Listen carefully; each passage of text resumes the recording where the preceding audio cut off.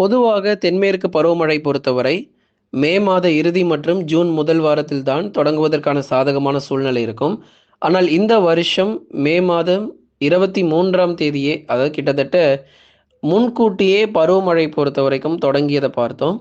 ஆனா பருவமழை தொடங்கினாலும் எடுத்த உடனேயே ஒரு மிதமான மழை, கனமழைன்னு பெய்யும்னு பார்த்தா, அதி கனமழை, அதீத கனமழை, வெள்ளப்பெருக்கு மற்றும் நிலச்சரிவாக அமைந்தது.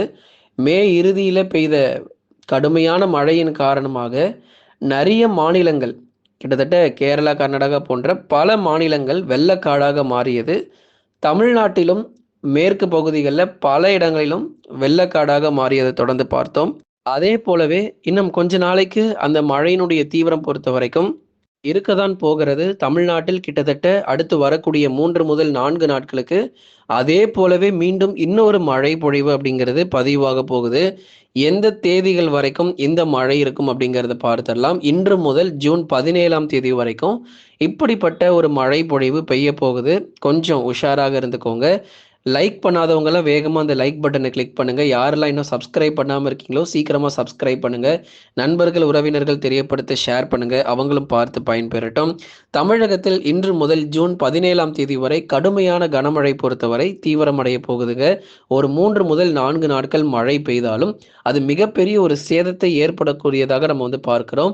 இந்த தென்மேற்கு பருவமழை பொறுத்தவரை நம்ம சாதாரணமா நினைச்சிடவே முடியாது. ஏன்னா பொதுவாக மே இறுதியில் ஆரம்பிக்கும் செப்டம்பர் மாதம் வரைக்கும் இந்த தென்மேற்கு பருவமழை நீடிக்கக்கூடும். வடகிழக்கு பருவமழை கூட ஒரு 2 மாதங்கள் தான் இருக்கும். ஆனா தென்மேற்கு பருவமழை தான் அதிக மாதங்கள் இருக்கக்கூடியதாக பார்க்கப்படுது. ஜூன், ஜூலை, ஆகஸ்ட் மற்றும் செப்டம்பர் 15 வரைக்குமே கூட இந்த பருவமழையினுடைய தீவிரம் கண்டிப்பாக இருக்கும். இந்த வருஷம் பொறுத்தவரைக்கும் ஆரம்பத்திலேயே சொல்லியிருந்தோம். முன்கூட்டியே பருவமழை தொடங்கும். கூடுதல் மழை தான் பதிவாகும்னு. போன மாதம் மே மாதத்துல பெய்த மழையே கிட்டத்தட்ட கூடுதல் மழை வரைக்கும் வந்தாச்சு. இன்னும் இந்த ஜூன், ஜூலை மற்றும் ஆகஸ்ட் மாதங்கள்லாம் இருக்கு. கண்டிப்பா நிறைய இடங்கள்ல மழை தீவிரம்லாம் இருக்க தான் போகுது. இந்த தென்மேற்கு பருவமழை பொறுத்தவரை அடுத்து வரக்கூடிய 3 முதல் 4 நாட்களுக்கு பல மாவட்டங்கள்ல மழை பொழிவை அதிகமாக கொட்டி தீர்க்கும். வரும் நாட்கள்ல தென் மாவட்டத்துல எல்லா பகுதிகளுக்கும் மழைக்கு வாய்ப்பு இருக்கு. ஏன்னா சில பேர் வந்து தென் மாவட்டத்துல சரியா மழையே தீவிரமாகல, மழை வந்துச்சுன்னா வட தமிழ்நாட்டில தான் அதிகமா பெய்யுது. திருப்பூர், ஈரோடு, சேலம், நாமக்கல், கிருஷ்ணகிரி, தர்மபுரி, அதுக்கப்புறம் வட தமிழக கடலோர மாவட்டங்கள் இங்க தான் வந்து அதிகமா பெய்கிறது போல தெரிகிறது. எங்களுக்கு ஒன்றும் பெருசா மழையே வரல அப்படின்னு சில பேர் சொல்லியிருந்தீங்க. தென் மாவட்டத்தில் அடுத்து வரக்கூடிய 4 நாட்களுக்குமே பரவலாக மழைக்கான வாய்ப்பு இருக்கு. தென் மாவட்டங்கள் முழுவதும் பெரும்பாலான பகுதிகளில் மிதமான மழையும், ஒரு சில இடங்கள்ல கனமழையும் எதிர்பார்க்கலாம். மதுரை, திண்டுக்கல், விருதுநகர், சிவகங்கை, ராமநாதபுரம், தூத்துக்குடி மற்றும் திருநெல்வேலி உள்ளிட்ட தென் மாவட்ட பகுதிகளில் பெரும்பாலான இடங்கள்ல மிதமான மழையும், சில இடத்துல கனமழை கூட எதிர்பார்க்க முடியும். அந்த அளவுக்கு மழைக்கான வாய்ப்பும் மழையினுடைய தீவிரமும் மிக அதிகமாக இருக்கும் அப்படிங்கிறத நம்ம சொல்லியிருக்கிறோம். இனி அநேக இடங்களிலும் பலத்த மழையானது வெளுத்து வாங்கிரும். தொடர்ந்து நம்ம பார்க்கலாம் எந்தெந்த பகுதிகளில் இந்த மழைக்கான எச்சரிக்கை அதிகமாக இருக்கு அப்படின்னு சொல்லிட்டு. தென் மாவட்டங்கள் என்னதான் நிறைய இடத்துல மழை வந்தாலும் அது ஒரு மிதமானதுலேருந்து கனமழை தான்.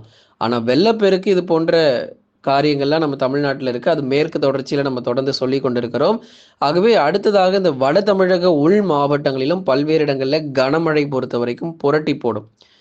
வட தமிழக உள் மாவட்டத்தில் வேலூர், திருப்பத்தூர், ராணிப்பேட்டை மற்றும் திருவண்ணாமலையில் இரவு நேர மழை வாய்ப்புகள் இப்போ அடுத்து வரும் நாட்களில் இரவு மற்றும் நள்ளிரவுல மழை தீவிரங்கள் அதிகரிக்க போகுது. ஏன்னா பெரும்பாலும் வந்து எல்லாருமே மாலை நேரங்களில் தான் மழை வரும்னு சொல்லி எதிர்பார்க்குறீங்க. அதுக்கப்புறம் கமெண்ட்ல வந்து மழையே வரல அப்படின்னு சில பேர்லாம் சொல்றீங்க. அதனால தயவு செய்து பொறுமையா இருங்க. ஏன்னா சில மாவட்டத்தில் இரவு மற்றும் நள்ளிரவிலுமே கூட கனமழையினுடைய தீவிரம் அதிகரிக்கும். அடுத்து வரக்கூடிய இந்த 17ஆம் தேதி வரைக்கும் இரவு, நள்ளிரவு மற்றும் அதிகாலை நேர மழை கூட எதிர்பார்க்க முடியும். அந்த அளவுக்கு மழை தீவிரம் தென்மேற்கு பருவமழையானது அதிகரிக்க போகுது. காற்றுமே சில இடத்துல வீசக்கூடும். பலத்த சூறாவளி காற்றுடன் கூடிய பரவலாக மிதமானதிலிருந்து கனமழையும் பெய்வதற்கான வாய்ப்பு இருக்கு. வேலூர்ல ஆரம்பிச்சு சேலம் வரைக்கும் இருக்கக்கூடிய இந்த உள் மாவட்ட பகுதிகள் எல்லா இடங்களுக்குமே மிதமானதிலிருந்து கனமழைக்கான வாய்ப்பும் அதிகமாக இருக்கு. விட்டு விட்டு மழை இருக்கும். ஒரே நாள்ல சென்னை முதல் குமரி வரைக்கும் மழை பெய்திராது. ஒவ்வொரு நாளும் ஒவ்வொரு பகுதிகளாக மழை அதிகரிக்கும். அதனால இதுவரைக்கும் சரிவர மழை இல்லாத மாவட்டங்கள், எங்க ஊர்ல இன்னும் சரியாவே மழை வரலன்னு சொல்லக்கூடிய பகுதிகள் கூட இந்த அடுத்து வரக்கூடிய இந்த 4 நாட்கள்ல மழை வாய்ப்புகளை வந்து நம்ம எதிர்பார்க்க முடியும். வட தமிழக உள் மாவட்டத்திலும் பல இடங்களிலும் இடி மின்னலுடன் கூடிய கனமழைக்கு வாய்ப்பு இருக்கு. அடுத்ததாக மக்கள் மிகவும் உஷாராக இருக்க வேண்டிய பகுதிகள். மக்கள் தயவு செய்து இந்த பகுதிக்கு போயிடாதீங்க. மற்ற மாவட்டத்திலிருந்தோ இல்ல மற்ற மாநிலத்திலிருந்தோ இந்த மாவட்டத்துக்கு போயிடாதீங்க. அது எந்த மாவட்டம்னா நீலகிரி மற்றும் கோயம்புத்தூர் மாவட்டத்தை பத்தி தான் சொல்லிட்டு இருக்கோம். ஏன்னா அங்க இருக்கிறவங்களே உஷாரா இருங்கன்னு சொல்லி உஷார்படுத்தி கொண்டு இருக்கிறாங்க. அதை தவிர்த்து நீங்க மற்ற மாவட்டத்திலிருந்து சுற்றுலா போகிறோம் அப்படின்னு சொல்லிட்டு சுற்றுலா செல்வதற்காக நீலகிரி மற்றும் கோயம்புத்தூருக்கு தயவு செஞ்சு போயிடாதீங்க. அதனால மற்ற மாவட்டத்திலிருந்தோ மற்ற மாநிலத்திலிருந்தோ கேரளா மற்றும் கர்நாடகா இது போன்ற மாநிலத்திலிருந்தோ தயவு செய்து நீலகிரி கோயம்புத்தூருக்கும் வர வேண்டாம். அதே மாதிரி மற்றவர்கள் கேரளா கர்நாடகாவுக்கும் போயிடாதீங்க. ஏன்னா அங்கேயும் நமக்கு இதை விட மிக மோசமான மழை. நீலகிரி கோயம்புத்தூரே பரவாயில்ல, கேரளா மழையை நம்ம வந்து ஒப்பிடும்போது கேரளாவில் வந்து 60 சென்டிமீட்டர் 70 சென்டிமீட்டர்னு மழை பதிவாகிறதுக்கான சாதகமான சூழ்நிலை இருக்கு. நீலகிரியில் வந்து 30 முதல் 40 சென்டிமீட்டரும் ஒரு சில இடங்கள் மற்றும் பகுதிகளில் 50 சென்டிமீட்டர் மழை வரைக்கும் எதிர்பார்க்கப்படுது இந்த 4 நாட்களில் மட்டுமே. அந்த அளவுக்கு மழை பொழிவுகள் ரொம்ப தீவிரமாக இருக்கும். நீலகிரி மற்றும் கோயம்புத்தூருடைய தெற்கு பகுதி வால்பாறை, சோலையாறு, சின்னக்கல்லார், அதே மாதிரி குந்தா மற்றும் சுற்றுவட்டார பகுதிகள், அவலாஞ்சி போன்ற இடங்களிலும் மிக கொடூரமான மழை பொழிவுகள் இனி வரும் நாட்கள்ல இருக்கும். இன்று முதலாகவே நீங்க அதை எதிர்பார்க்க முடியும். அதே மாதிரி குற்றாலம் போன்ற அருவிகளிலும் மிக கடுமையான வெள்ளப்பெருக்கு. தேனி, தென்காசி மற்றும் கன்னியாகுமரியில் மிக கனமழை. ஆகவே தினந்தோறும் நிறைய பேர் மழை வரும்னு எதிர்பார்க்குறாங்க, அப்புறம் மழை இல்லாமல் போயிடுது. காரணம் எந்த டேட்டில் நமக்கு ரெயின்ஃபால் சொல்கிறோங்கிறதே நிறைய பேர் நோட் பண்ண மறந்துடுறீங்க. அதனால தான் நம்ம சொல்கிறோம், எந்த தேதியில் மழை சொல்கிறோங்கிறத கொஞ்சம் புரிஞ்சுக்கோங்க.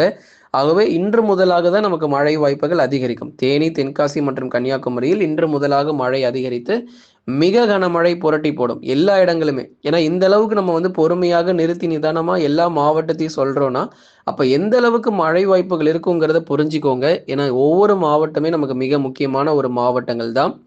தேனி, தென்காசி மற்றும் கன்னியாகுமரியில் மிக மிக கடுமையான கனமழை பொறுத்த வரைக்கும் தீவிரமடைய போகுது.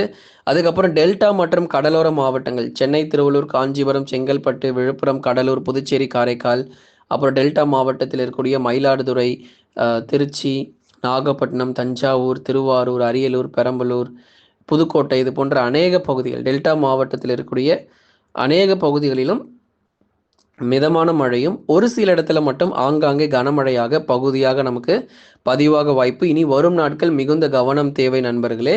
ஆகவே கேரளா, கர்நாடகா மற்றும் மகாராஷ்டிரா போன்ற மாநிலங்களில் மிக கடுமையாக அதி கனமழை முதல் அதீத கனமழையானது அங்கே பதிவாக போகுது.